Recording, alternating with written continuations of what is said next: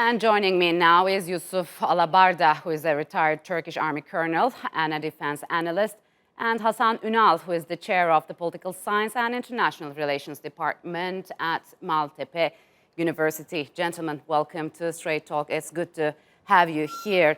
The number of families protesting the HDP in Diyarbakir is rising. They demand their children abducted by the PKK returned home safely. Hasan, what will these protests lead to? Well, we have a new situation which is developing, and it's very, very important because it's happening for the first time. The people of the region are basically turning up and knocking at the doors of the HDP headquarters in Diyarbakir, and they are demanding the return of their children, yes, whom they know had been abducted by the PKK and whom they maintain the HDP had been instrumental in their abduction. So what it is, what it might lead to in terms of its consequences, as well as the repercussions across the region and across Turkey. And within the PKK. Exactly. Might well be interesting to say the least, because it's happening for the first time. Now, what it shows us clearly, what it demonstrates is that once the Turkish state basically establishes its full control in the region and across Turkey and fights terrorism in the way it deserves, then it certainly eradicates it eradicates the fear of the PKK, not only physically in the streets and across the towns and what have you, but also from the minds of the people. People basically change their attitude towards the state. One of the things, one of the leading women basically, when she started knocking on the door and saying, "Give me my son back," she said two things. One is that so much for your Kurdistan cause. Okay, I'm not part of it anymore. Enough is enough, she said. Enough is enough. Okay. And the second thing is, she said, I have, she must have mentioned her age and then saying, I'm a grown-up woman with so many children and all that. The Turkish state has never discriminated against me. That's very important. What is all this for? There are also countless bitter stories of Kurdish children, and the abduction of children is a widely used method for these terror organizations. Just recently, UN Secretary General Guterres told the UN Security Council that PKK's offshoot, YPG, has recruited over 313 children and used schools as military training posts. So, Yusuf, how serious is the problem, and what can be done for these children if they return home safely? Yeah, especially when the Turkish military changed its doctrine as a preventive strategy in 2015 and later.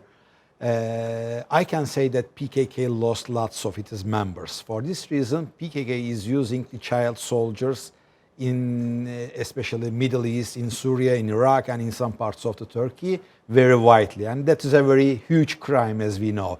According to the statistics, now the PKK is using an average age of 16 to 20, especially when it comes to the daughters of the moms, which is protesting in front of the HDB building, has an average of 16, 17 years old females and women inside the terrorist organization. What might be done? This is very important part. This should be also create awareness not only in the United Nations but also non-governmental organizations, International Amnesty, and also there should be someone who is the speaking mouth of these innocent children.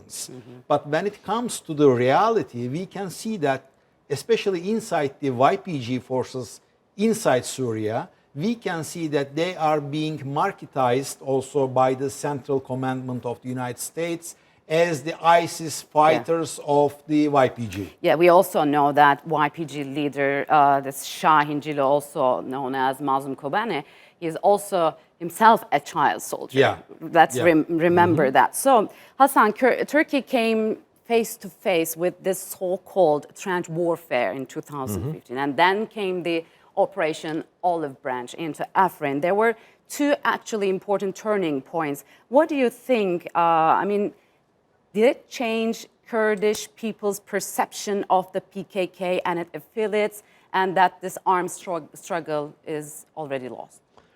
Well, I think so. Well, as I pointed out earlier, once the PKK was in place across the region, acting like the state itself. Don't forget, for instance, I think it was in 2014, there was a similar protest by the people of the region who were saying, for instance, our children had been abducted and this party had been instrumental in their abduction and we want them back. At the time, because of the policies the Turkish government was still pursuing,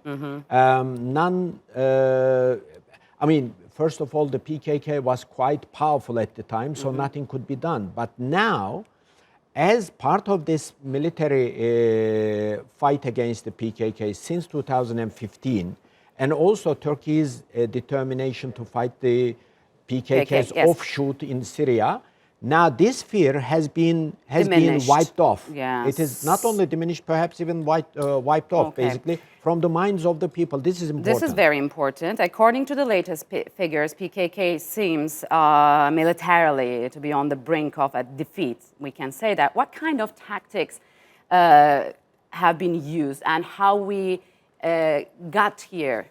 Okay. Especially after the Turkish armed forces changed its doctrine to a preventive strategy, we can say that, as Mr. Hasan said, it has been wiped off by the Turkish armed forces. Why?